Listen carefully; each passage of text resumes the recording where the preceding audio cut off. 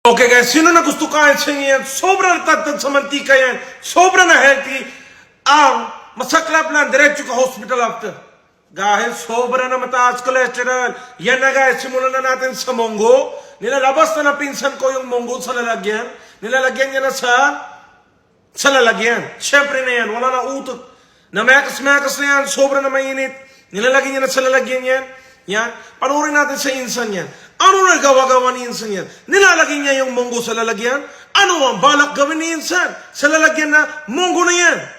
Tingnan na natin, subaybayan natin si insan. Ano na ang ginagawa niya yan? Sobra na mainit. Paano? Sobra na Iron Man.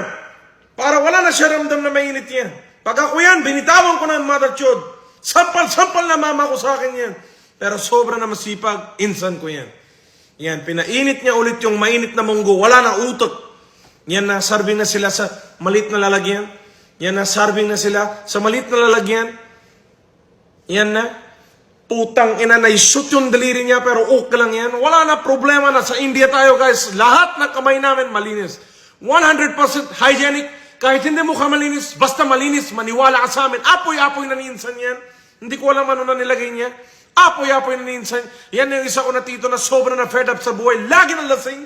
Pero pinapatrabaho ngayon ni tito ko yan. Yan na. Kinamay na nila. Of course, kinakamay talaga yan na. Sobrang na tornadoing yan na. Wow. Ano na yan? Cinnamon wrap?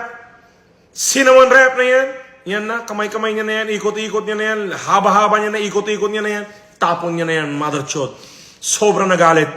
Yan na. Sampal-sampal niya na. Lagay na oil. Lagay na harina. Ikot-ikot niya na yan. Ikot-ikot niya na yan. Tapon niya na yan.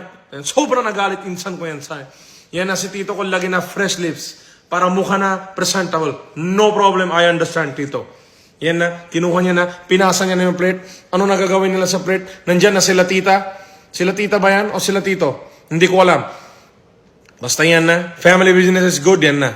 Sampal-sampal flattening na yan na si insan. Nakapaapa lang. No problem, yan na. Tanduri tawa, ang tawag dyan. Tanduri tawa. Tanduri tawa, mother chot. Yan na, lagay na ni insan. Lagi niya na sa loob yan. No problem, nakapaapa lang sinsan. Sobrang na malinis yung paa niya. 1,000% hygienic na paa yan.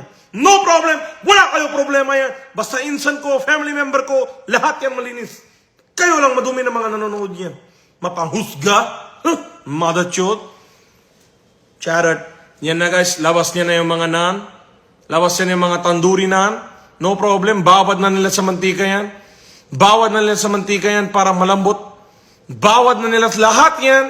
Cholesterol, diretso na hospital. Diretso na tayo hospital yan. Sobrang na dami na mantika yan. Bakit? Hindi mo nalang babad mamaya. Yan, di ba? Para na wala na utot. Binagsak niya lang din yan na. Palo-palo niya para hindi na tao kain yan. Sobrang na injustice yan. Pero no problem na sa India tayo guys. Yan na used oil. Galing sa isa kotse. Nilagay niya na sa lalagyan. Yan na. Sobrang na malinis, di ba? Kita nyo naman. No problem. Yan na yung munggo, guys. And chickpeas. Kain na kayo yan. Yan na. Minakas-makas na nila lahat yan. Sobrang na dami na dishes yan. Meron pa yogurt. Yan na. Chickpeas, yeah.